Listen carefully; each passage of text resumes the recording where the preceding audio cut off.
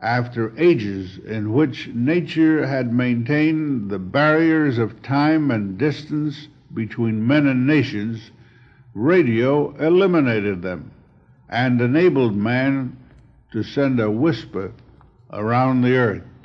There is something tremendously inspiring to all of us in the RCA family in launching a new service whose purpose is constructive into a world where destruction is rampant.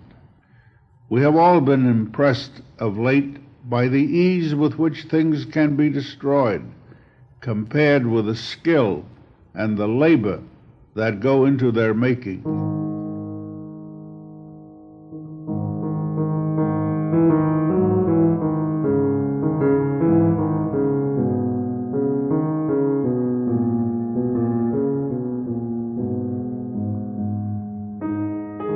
If head of RCA David Sarnoff hoped Benny and Bergen were the end of the NBC exodus, he was sorely mistaken. During Benny's 1948 fall negotiations, Benny mentioned to William Paley that if he jumped to CBS, he could quote-unquote bring the boys with him. Several top NBC stars had long been angry with their treatment. Bing Crosby, then on ABC with Philco Radio Time, was next to jump. Red Skelton, angry with being moved from his Tuesday time slot, was signed with CBS by the end of January. Ozzie and Harriet Nelson, with their ratings cratering, first brought their children David and Ricky onto the program, and then had sponsor International Silver transfer their show back to CBS in the spring. Their stay on NBC lasted just 26 weeks. Next up were George Burns and Gracie Allen. They'd leave NBC in the fall. Jim and Marion Jordan of Fibber McGee and Molly, NBC's highest-rated show, were also now connected to CBS. While they remained on NBC, it was Fred Allen who made the latest flippant remark on air during his January 23rd show. Allen had long been the ire of NBC management. Next week our guest will be Rudy Valley, and next week I will still be on this network. No other comedian can make that statement.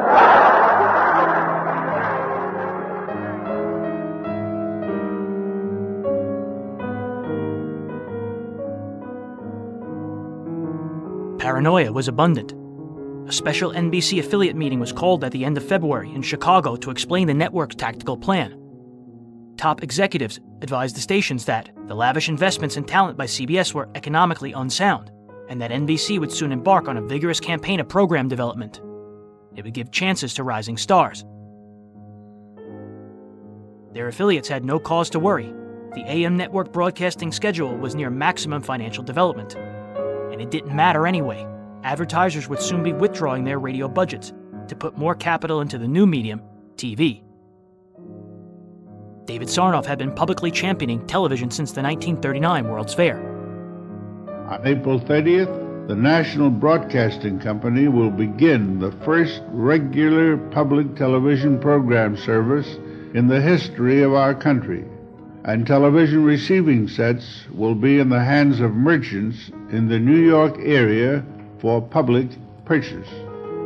A new art and a new industry, which eventually will provide entertainment and information for millions, and new employment for large numbers of men and women, is here.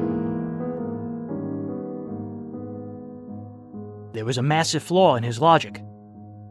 Sarnoff thought consumers would buy TV sets simply to own one. He failed to realize that people turned on radio and TV sets because of superior programming, something CBS now had in spades.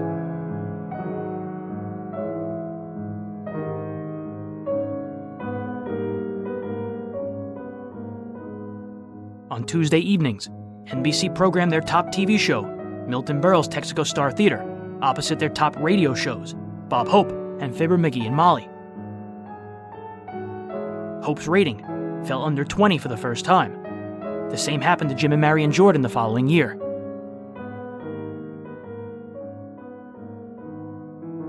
In January of 1949, Milton Berle had an unheard-of TV rating of 79.6. Both CBS and NBC were gobbling new affiliates as fast as they could.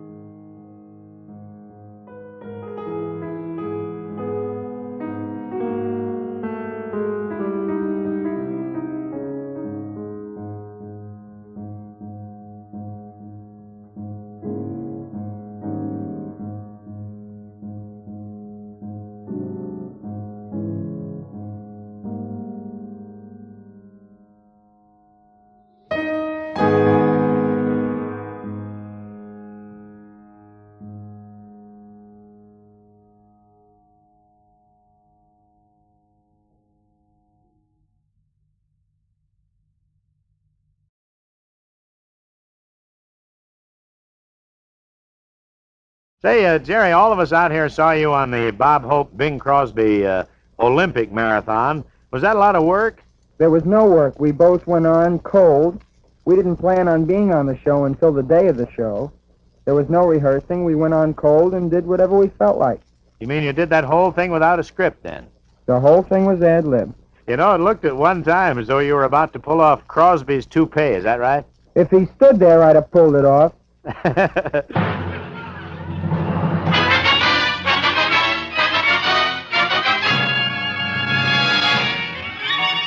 It's the new, the great, the different, the Martin and Lewis Show.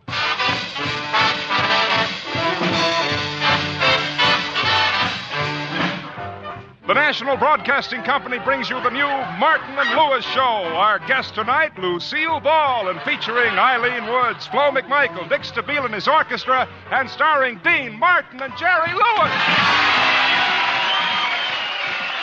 As part of NBC's programming development, $1.5 million was allocated towards new shows. The first major signing was Dean Martin and Jerry Lewis. The two had become a smash hit in clubs across the country. As you know, ladies and gentlemen, Dean Martin and Jerry Lewis are two young men who, overnight, have become the nation's comedy hit. But let's get on with the show. We take you now to the apartment of Dean Martin and Jerry Lewis, where we find the boys getting ready, somewhat nervously, to go to the NBC studios for their first radio show. There's a tree in the meadow with a stream drifting by. Answer the phone, Jerry, I'm tying my tie. Okay, Dean, there's a tree in the meadow with a stream drifting by. I could never be a big singer like Crosby. Well, why not? I sound too much like Dean.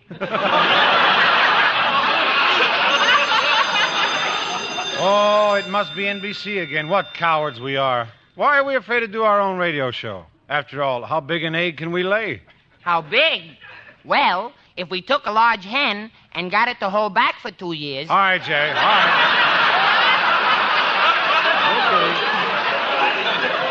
Okay. We've been acting like two frightened mice all day. We've got an ironclad contract to do the show.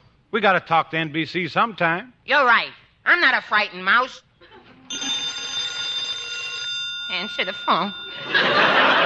Oh, come on, Jerry, you answer it. Say, Jerry, how did you and Dean get together originally? We started in Atlantic City 6 years ago. I was doing a single, and they wanted another act, and I recommended Dean because he was my pal, and he was a big hit, and we wound up doing a double. We still don't know how it worked, but we're on radio this fall for Chesterfield again, and we're doing a big show.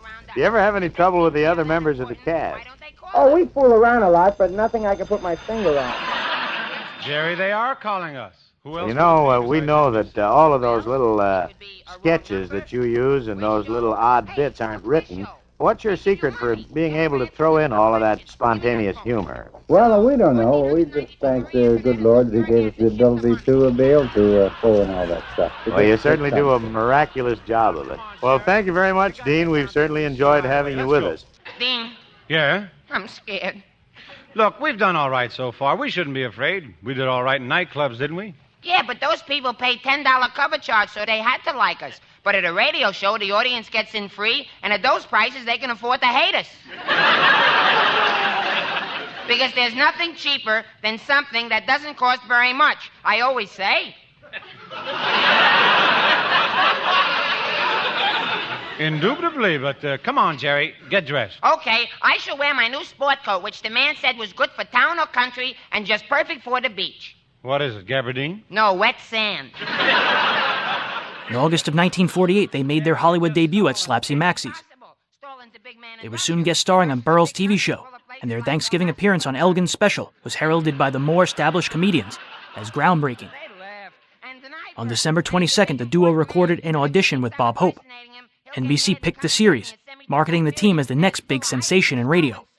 In the lead-up to the premiere, Martin and Lewis appeared on the March of Dimes, the Chesterfield Supper Club, the Sealed Test Variety Theater, and the Bob Hope Show, before finally debuting on April 3rd, 1949 with guest Lucille Ball. The team was concurrently guest appearing in a My Friend Irma film adaptation. Irma was one of CBS's top shows. NBC had to allow the duo to plug their CBS-inspired film on air. This could make us famous. Yeah, Famous. We could even become important actors. Yeah, important actors. Our names in lights, celebrities, stars in pictures. Yeah, names in lights, celebrities, stars in pictures. I can see it all. Big hits in nightclubs. We're famous. Everybody wants us. Hal Wallace signed us for a Paramount picture. NBC signed us for a radio show. We flop.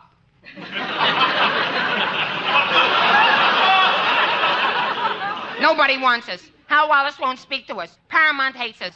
We spend our savings. We can't get work. We're tramping the streets, starving. We stop and press our noses against a bakery window. Dean. What? I'm hungry. Tell me, Jerry, did Whittaker Chambers ever hide any papers in your head? Well, it ain't my fault. I don't have my head with me all the time, you know. But the Martin and Lewis show was a flop. No sponsor was interested in advertising such a visual team in a sound-only medium. They switched broadcast locations from Hollywood to New York, and then back to Hollywood. They also brought in new writers and characters. Nothing worked. Okay. Hello? Why aren't you guys down here at NBC? They're going nuts down here. Oh, it's our agent. Well, it's not your maiden aunt in Minneapolis. Everyone's waiting to do the program. You guys are messing up the whole thing. Now, listen, I can explain everything. Good. Start with you. Now, listen, boys, don't ruin everything. This radio show means a lot to us. Your careers, my commission. You think I don't care about the show? I do. After all, I gotta live, too. I can think of a loophole in that argument. Ooh, how you aggravate me. Okay, Abby, we'll be right down there. We can't leave yet, Jerry. I got to rehearse my number. It's a romantic number. I wish I had a girl to sing it to, to get me in the mood. I'll be a girl if you'll promise to respect me. Sing to me. I'm a great movie star and a princess of far off India. Really? What princess of India are you? Rita Hayworth. You're Rita Hayworth? But you're not even on the road to being a princess of India. Maybe I'm not on the road, but I'm sure following the right alley.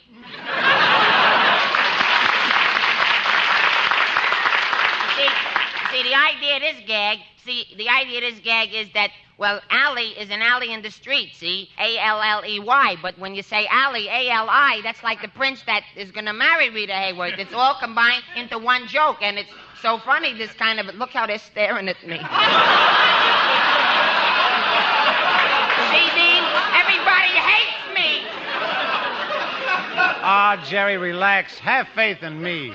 We'll do all right on the radio show. That's all right for you to say, but I haven't thought up any jokes to tell the people. Oh, you'll think of something. What about me? I haven't even rehearsed my song. I don't even know if I'm in good voice. Well, go ahead, sing. Give yourself a clue.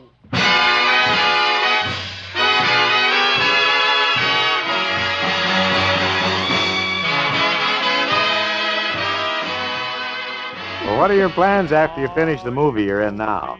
Well, first we're going down to the Dallas Fair around September and do it for 16 days down there. Then we're coming back and do a picture around December, our own picture, probably called The Caddy. It's a golf story. I can hear a lot of background noises. Where are you and Jerry speaking from now? Your dressing room? Yes, we're right now in our dressing room. What's the name of the movie you're working on now? Well, there's a little thing called Scared Stiff. It's about, a few gangsters, and I think that I have shot someone, but I haven't. And we're going on an island, going to a haunted house, and we have a couple zombies, and they scare the hell out of us. How do you guys get along with your writers? Well, they're drunk all the time, that's all. Do you use the same writers for your movies as you do for television and radio? They're all right. Yeah, we have our own writers on this script. It's a very good thing for both Jerry and I. We're always together in every scene, and we do a lot of, all that crazy stuff. NBC pulled the plug after the September 6th broadcast. In the interim, critics panned everything about the My Friend Irma film, except Martin and Lewis, and the duo continued to be a smash at live shows. NBC brought the program back on Friday, October 7th, 1949 at 8:30 p.m. 13 additional weeks with no sponsorship ensued. The network claimed 14 sponsors wanted the duo as a TV show, but Dean and Jerry wanted to make it on radio first. Radio and TV Life called them blind. They were a hit with all the live crowds, but something was missing over the air. Say, Jerry, we've heard rumors that you're working so hard that you're all worn out. How is your health? My health? Well, I left it at home today. Yeah, my health is fine now. My back is still giving me a little trouble, but physically I'm going to be very bad. How old are you now, Jerry? I'm 26. They doubt if I'll see 27, but I'm going to have a ball until then. I know what you mean. NBC seemingly canceled them for good on January 30th, 1950. Dean, I know you want my opinion of your rendition, and I cannot tell a lie. It was magnificent. Ah, well. Come on, let's go. Oh, not so fast. Let me take a look at you first.